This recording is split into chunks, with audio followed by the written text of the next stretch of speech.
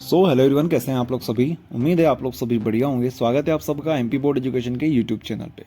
तो आज के इस वीडियो में हम लोग बात करेंगे जो त्रैमासिक परीक्षाएं हुई है, अर्धवार्षिक परीक्षाएं हुई है और अब जो प्री बोर्ड एग्जाम होने जा रही है, यहाँ से कितने क्वेश्चंस बोर्ड एग्जाम में आते हैं।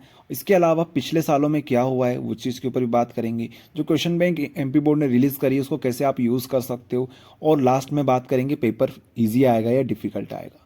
ओके, सो सारे क्वेश्चंस के आंसर्स आपको इस वीडियो में मिल रहे होंगे।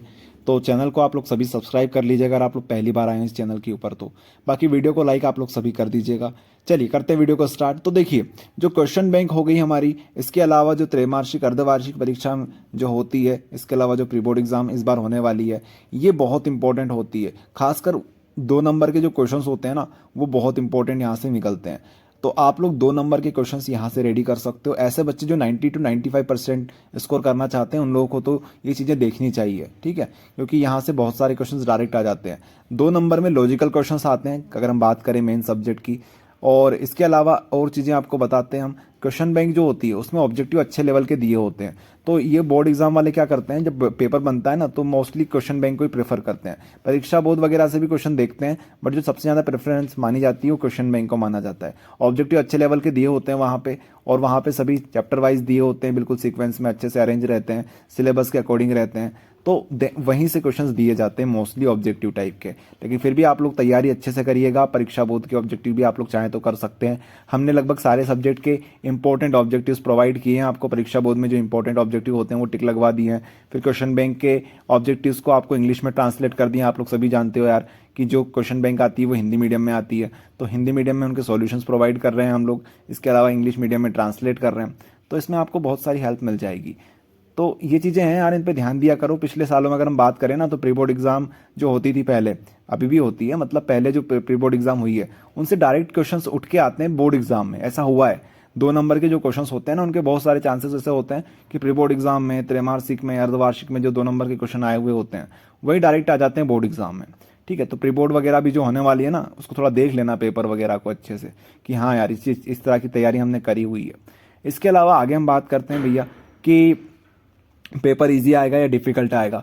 तो जो हमने क्वेश्चन बैंक में क्वेश्चंस देखे हैं, इसके अलावा त्रैमासिक अर्धवार्षिक के पेपर को हमने एनालिसिस किया है, मॉडल पेपर वगैरह आपने देखे होंगे, तो वहाँ पे चीज़ें ये समझ में आती है यार कि अगर आप लोग सिर्फ इंपॉर्टेंट क्वेश्चंस, इंपॉर्टेंट नहीं बोलना चाहिए, जस्ट क्वेश्चन की बात करते हैं, आप सिर्फ क्वेश्चन पे फोकस करते रहोगे। क्वेश्चन से हमारा मतलब ये है कि वो क्वेश्चन जो न्यूमेरिकल या ऑब्जेक्टिव टाइप के नहीं होते, नॉर्मल जो क्वेश्चन होते हैं 2 नंबर, 3 नंबर, 4 नंबर के, इस टाइप के क्वेश्चन पे आप लोग फोकस करते रहोगे ना तो ये आपके लिए बेनिफिट नहीं करेगा कभी भी। आपको एंड टाइम आ चुका है यार, अब अगर आपका 90 to 95% टारगेट है तो आपको ऑब्जेक्टिव्स और न्यूमेरिकल पे भी फोकस करना पड़ेगा, क्योंकि डिफिकल्ट जो चीज़ें हैं वो यही है, ऑब्जेक्टिव डिफिकल्ट आते हैं और न्यूमेरिकल डिफिकल्ट आ जाते हैं कभी कभी।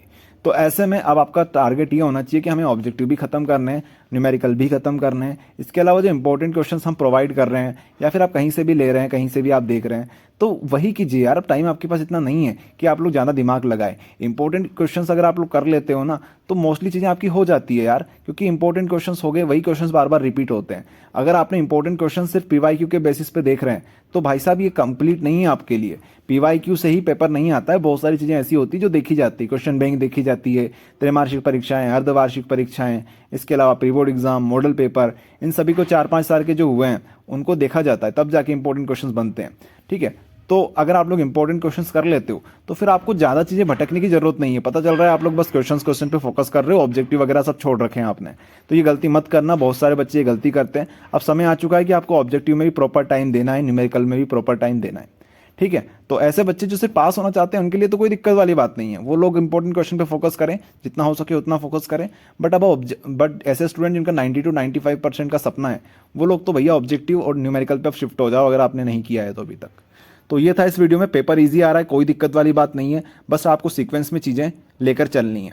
ठीक है, पेपर इजी आ रहा है, कोई दिक्कत वाली बात नहीं है। आपसे फिर बोल रहे हैं, आप लोग उठा के देख लो, मॉडल पेपर हो गया, इसके अलावा त्रैमासिक अर्धवार्षिक के